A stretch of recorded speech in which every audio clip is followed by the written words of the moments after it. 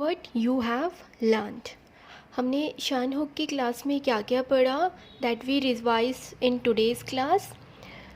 Today, as you all know that at the end of the lesson we do the revisionary class. So today is the revisionary class of the last lesson which we had done, which is the final big hook, means shan hook. Shan hook is written briefly in shorthand with the help of a large final hook. जो shun hook है वो कैसे लिखा जाता है shorthand में, एक large final hook की मदद से लिखा जाता है. कौन सी साउंड्स आती हैं उसमें, शन और जन की, इसको हम बिग फाइनल हुक में लिखते हैं हमारी शॉर्टहैंड राइटिंग में. It can also be used मिडली in a few cases.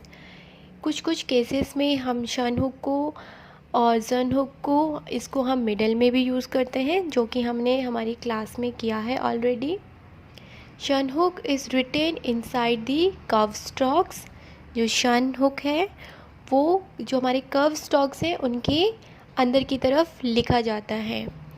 When added to a straight stroke with an initial attachment, shun hook is written opposite side to such an attachments. जब जो shun hook है हमारा जब straight stock के साथ लिखा जाता है तो जो शन हुक है जो इनिशियली अटैचमेंट होती है, देखो जब ये किसी स्ट्रेट स्टॉक के साथ किसी इनिशियल अटैचमेंट के साथ शन हुक लिखा जाता है, ऐड होता है, जो शन हुक है वो अपोजिट लिखा जाता है जो भी अटैचमेंट है. सपोज़ अटैचमेंट मीन्स हमारा सर्कल है, लूप है, ओके, तो उसके अपोजिट डायरेक्शन में हमारा जो हुक है वो प्लेस होता है. विथ सिंपल टी, डी और J, shun hook is written on the right side, while with other simple straight stock it is written opposite to the last vowel.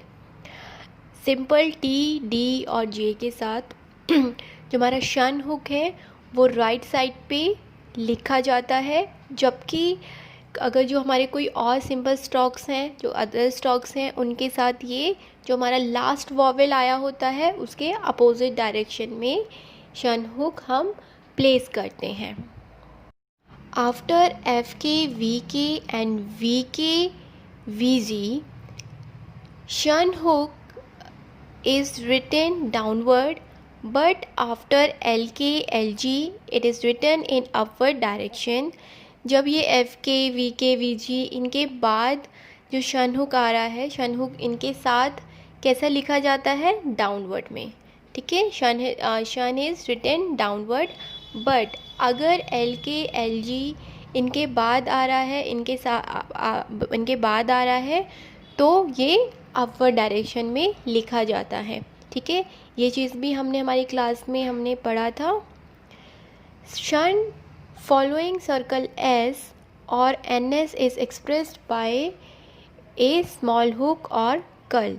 जो shun है वो सर्कल एस और N S को express करने के लिए हम क्या करते हैं, उनके साथ या हम स्मॉल हुक इसको लिखते हैं या फिर कर्ल फॉर्म में हम इसको लिखते हैं.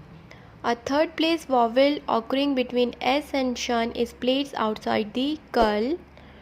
Second place vowel is omitted. जब हम थर्ड प्लेस वॉवेल के साथ बिटवीन S और आता है तो जो शन है उसको हम कर्ल के आउटसाइड प्लेस करते हैं और जो सेकंड प्लेस का वॉवेल होता है वो ओमिटेड हो जाता है. ठीक है, मीन्स हाइड हो जाता है. Circle S can also be added inside the curl. जो हमारा सर्कल एस है उसको हम कर्ल के, जो हम शन हुक के लिए कर्ल यूज़ करते हैं, उसके इनसाइड भी हम उसको लिख सकते हैं. Shun hook can not be use when a triphone occurs before 8. Shun hook हम तब नहीं यूज़ करेंगे जब शन हुक के पहले ट्राइफॉन का साउंड आ रहा हो. ठीक है, अगर शन से पहले ट्राइफोन है तो हम हमारा हुक बिग फाइनल हुक नहीं यूज़ करेंगे.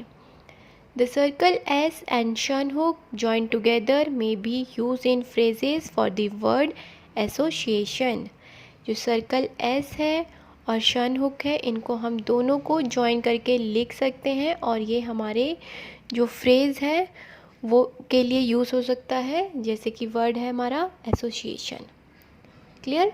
सो ये हो गया हमारा revisionary class, what you have learned in your lesson of shun hook.